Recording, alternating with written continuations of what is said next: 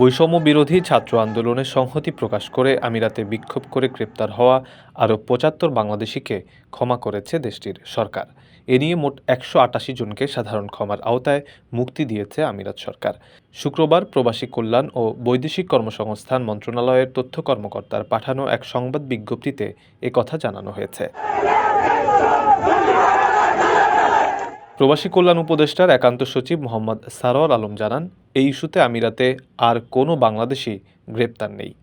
নিজের ফেসবুকে দেয়া এক পোস্টে সারোয়ার আলম লিখেছেন, জুলাই-আগস্ট ২০২৪-এ ছাত্র জনতাকে হত্যা ও নিপীড়নের বিরুদ্ধে আমিরাতে মিছিল ও বিক্ষোভ করায় আটক আরও ৭৫ বাংলাদেশিকে ক্ষমা করল আমিরাত। এই ঘটনায় এ পর্যন্ত মোট ১৮৮ জন বাংলাদেশি আমিরাতে মুক্তি পেয়েছেন।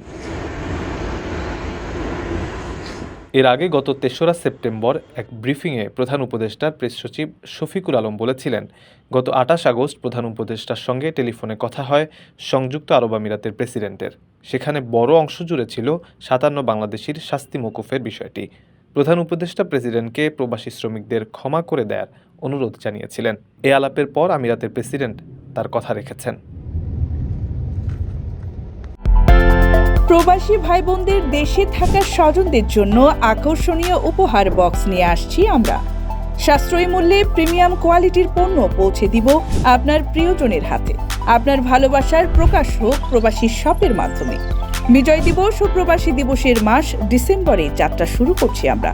যোগাযোগ করুন স্ক্রিনে দেওয়া নম্বরে।